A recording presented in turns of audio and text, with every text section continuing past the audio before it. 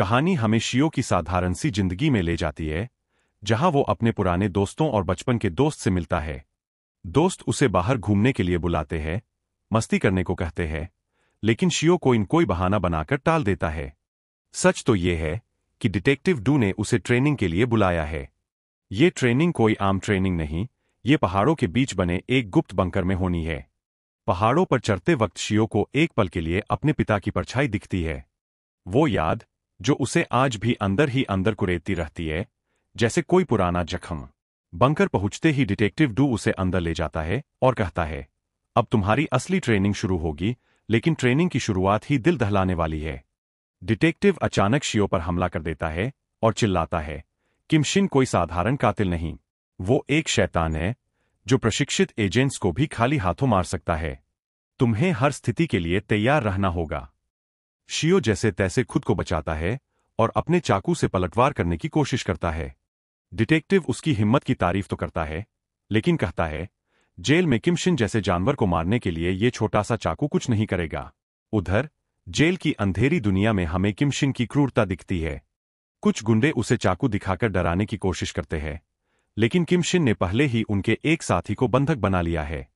इन गुंडों ने सोते वक्त उस पर हमला करने की गलती की थी। सजा के तौर पर किम शिन उस बंधक का कान काट देता है और धमकी देता है कि वो सबके आधे अंग तोड़ देगा। तभी उनका लीडर आता है और किम शिन के मुंह पर जोरदार मुक्का जड़ देता है, लेकिन किम शिन का चेहरा वैसा ही ठंडा और बेरहम रहता है। बंकर में डिटेक्टिव शियो को डांटते हुए उसका चाकू छीन लेता है। हथियारों पर कभी भरोसा मत करो, वो कहता है, खासकर जब दुश्मन तुमसे कहीं ज्यादा ताकतवर हो। शियो पूछता है, किम शिन आखिर कितना ताकतवर है? क्या वो आपसे भी ज्यादा मजबूत है? डिटेक्टिव का चेहरा सख्त हो जाता है। उसने किम शिन की रिकॉर्डिंग्स देखी है। वो बेरहमी से लोगों को मारता है, जैसे ये उसके लिए कोई खेल हो। उसी वक्त स्क्रीन पर किम शिन दिखता है, जो जेल में उस गुंडों के लीडर को आसानी से पछा देता है और बाकी सबको सेकंडों में धूल चटा देता है। जेल में एक बड़ा गैंगस्टर है, जिसे सब बॉस बुलाते हैं। किम शिन उसी के लिए काम करता है। बॉस का एक वफादार आदमी स्कारफेस किम शिन से जलता है, क्योंकि बॉस अपनी सुरक्षा के लिए स्कारफेस पर नहीं, किम शिन पर भरोसा करता है। किम शिन उसका मजाक उड़ाता है, जिससे स्कारफेस गुस्से में उसका कॉलर पकड़ लेता है। लेकिन किम शिन की पकड़ किसी जंगली जानवर जैसी है।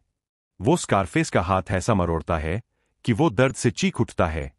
बॉस बीच बचाव करता है और किम शिन को एक लिफाफा देता है, जिसमें डिटेक्टिव डू की तस्वीरें हैं। ये उसकी सेवाओं की मासिक कीमत है। इधर ट्रेनिंग के दौरान शियो बेहोश हो जाता है।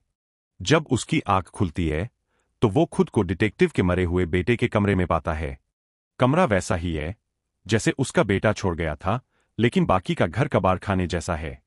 तभी शियो की नजर फर्श पर पड़े एक खत पर पड़ती है। उसका दिल धक से रह जाता है। खत किम शिन ने भेजा है और उसमें वो डिटेक्टिव को पिताजी कह रहा है। शियो डिटेक्टिव से सवाल करता है, लेकिन डिटेक्टिव गुस्से में खत को फाड़ देता है। वो सोच में डूब जाता है, आखिर ये शैतान उसे पिता क्यों बुला रहा है। कहानी फिर जेल में ले जाती है, जहां किम शिन डिटेक्टिव की तस्वीरों को देख रहा है। उसे इस बात से सुकून मिलता है कि डिटेक्टिव अब पूरी तरह अकेला है। उधर डिटेक्टिव अपने टूटे फूटे घर में 15 साल पुरानी यादों में खो जाता है। वो उस दिन को याद करता है जब वो पहली बार किम शिन और उसकी मां से मिला था। उस वक्त वो अपनी टीम के साथ एक निगरानी मिशन पर था। एक अजीब सी औरत उसके पास आई और बोली कि वो उसे जानती है और उनका मिलना किस्मत में लिखा है। डिटेक्टिव ने उसे गिरफ्तार करने की धमकी दी, लेकिन तभी औरत ने एक लड़के को आगे किया। वो किम शिन था। औरत ने कहा, ये तुम्हारा बेटा है।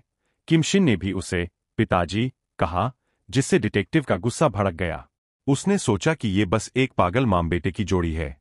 लेकिन 5 साल बाद 20 साल की उम्र में किम शिन ने अपना पहला कत्ल किया और कहा जाता है कि उसका पहला शिकार उसका अपना पिता था। डिटेक्टिव बताता है कि किम शिन को खुशहाल परिवारों से नफरत है।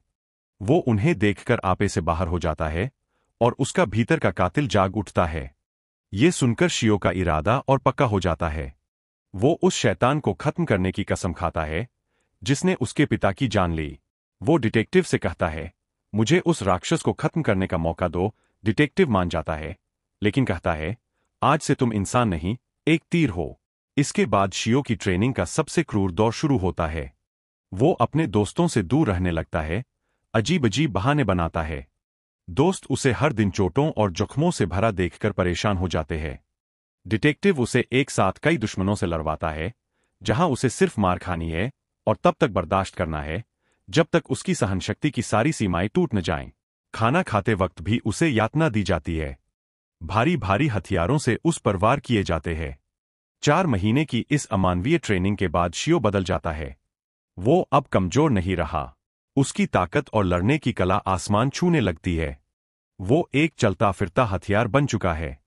ट्रेनिंग पूरी करने के लिए डिटेक्टिव उसे आखिरी काम देता है, एक आदमी को मारना। शियो उस आदमी के घर में घुसता है और उसे बेरहमी से पीटना शुरू कर देता है। ऐसा लगता है जैसे उसे सजा देने में मजा आ रहा हो। लेकिन ठीक जब वो उसकी जान लेने वाला होता है, उसकी नजर किसी चीज पर पड़ती है जो उसे रोक देती है। वो उस आदमी को जिंदा छोड़कर चला जाता है। मिशन में नाकाम होने पर शियो को डिटेक्टिव के गुस्से का सामना करना पड़ता है। डिटेक्टिव उसे हुक्म न मानने के लिए डांटता है और एक जोरदार थप्पड़ मारता है।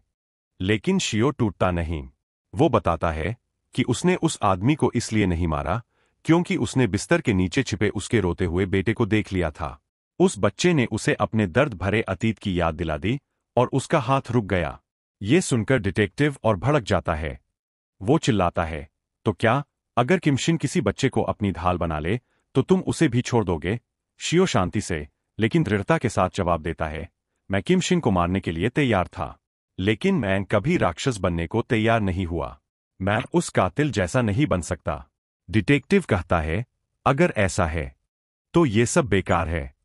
तुम कभी किमशिन को नहीं मार पाओगे जब तक तुम उसके जैसा नहीं बन जाते। शियो बहस नहीं करता। वो बस इतना कहता है, तो फिर आप कोई दूसरा तीर ढूंढ लीजिए, और वहां से जाने लगता है। डिटेक्टिव उस पर ताना मारता है, तुम कभी बदला लेना ही नहीं चाहते थे, बस हीरो बनने का नाटक कर रहे थे। लेकिन उसका सारा गुस्सा उस पर ठंडा पड़ जाता है जब शियो कहता है, वो बच्चा जो बिस्तर के नीचे छिपा था ठीक उतनी ही उम्र का था जितना आज आपका बेटा होता। उधर जेल की दीवारों के पीछे किमशिन एक केक के साथ जन्मदिन मना रहा है। लेकिन ये उसका जन्मदिन नहीं, ये डिटेक्टिव के मरे हुए बेटे का जन्मदिन है। ये उसकी खौफनाक रस्म है जो वो अपने हर शिकार के लिए करता है। स्कारफेस वहां आता है और उसकी इन हरकतों पर तंज कसता है, फिर उसे महीने का पेमेंट देता है, डिटेक्टिव की तस्वीरों वाला लिफाफा।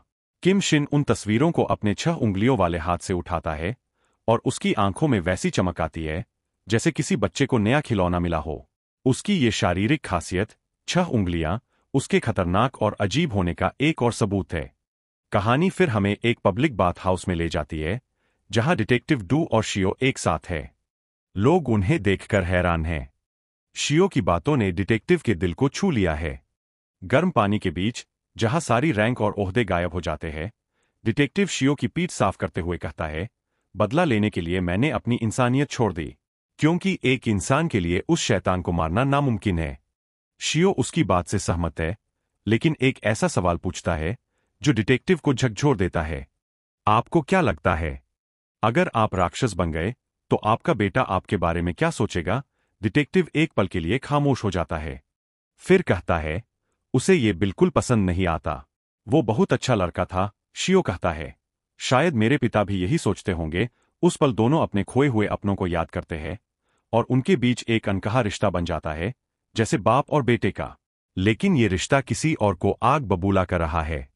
जब किमशिन को तस्वीरों में डिटेक्टिव के साथ शियो दिखता है तो वो गुस्से से पागल हो जाता है। वो चाहता है कि डिटेक्टिव हमेशा अकेला और दुखी रहे, सिर्फ उसी के बारे में।